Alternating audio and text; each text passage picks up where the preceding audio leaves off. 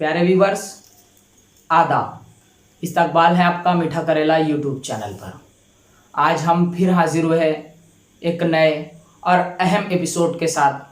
तबलीगी जमात को बनाया गया बलि का बकरा। प्यारे दोस्तों, हमारे मुल्क में कानून की बालादस्ती कायम है और हमारी अदालतें बेकसूरों को इंसाफ दिलाने और इल्ज़ाम तराशी करने वालों को फटकारने के लिए अब भी सरगर्म हैं।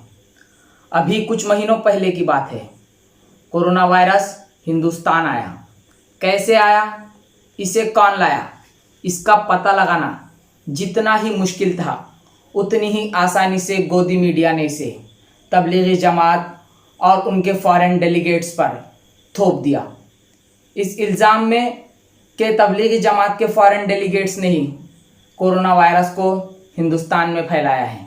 आपको याद होगा, फास्ट फूड न्यूज़ बेचने वाले हमेशा अपने स्टूडियोज़ में मंदिर मस्जिद और हिंदू मुस्लिम की डुगडुगी बजाने वाले इन मदारियों ने कोरोना वायरस को फैलाने का पूरा इल्ज़ाम तबलीगी जमात और उसके फॉरेन डेलीगेट्स पर थोप दिया था। मगर अब मुंबई हाई कोर्ट की औरंगाबाद बेंच ने एक फ़ैसला सुनाया जिसमें साफ तौर पर कहा गया कि ऐसे हालात में, ऐसे दौर में सियासी ताकतों को बलि के बकरे की ज़रूरत होती है और तबलीगी जमात के साथ भी ऐसा ही कुछ हुआ है। आगे अदालत ने कहा कि आज पूरे मुल्क में कोरोना वायरस की जो फिगर्स है वो बहुत ज़्यादा है और जिसे देखकर ये साबित होता है कि तबलीगी जमात पर इसके फैलाने का लगाया गया इल्ज़ाम थोपा गया है, इस पर धरा गया है। हाई कोर्ट ने अपने फैसले में आगे जो अहम बातें कही हैं उससे ये साबित होता है कि देर सवेर से ही सही इंसाफ ज़रूर मिलता है।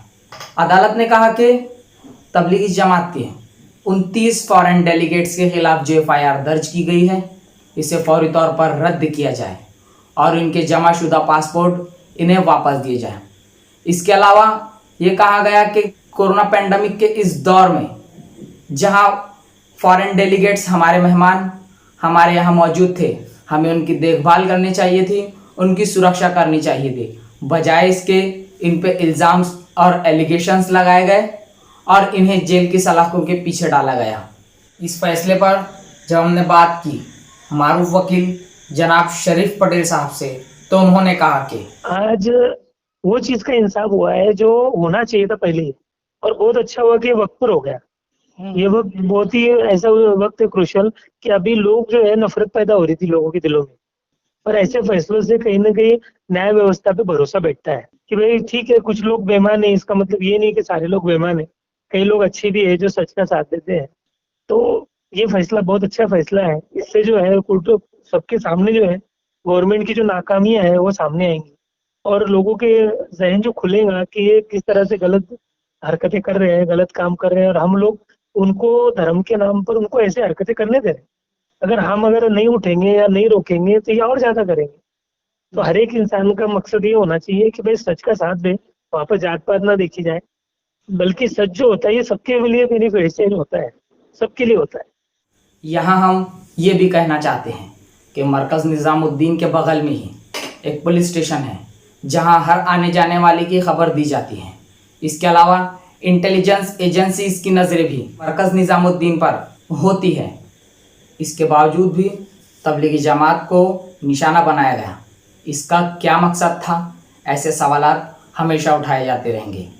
गोदी मीडिया को अब भी होश में आना चाहिए, क्योंकि मीडिया जमहूरियत का चौथा सुतून होता है।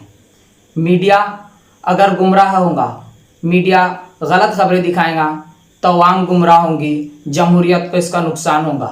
देश की जनता का विश्वास अब मीडिया से उठता जा रहा है। हम और जनता ये डिमांड करती है कि ऐसे फेक प्रोपेगेंडा चलाने वालों के खिलाफ भी कार्रवाई की जाए। Thank you very much.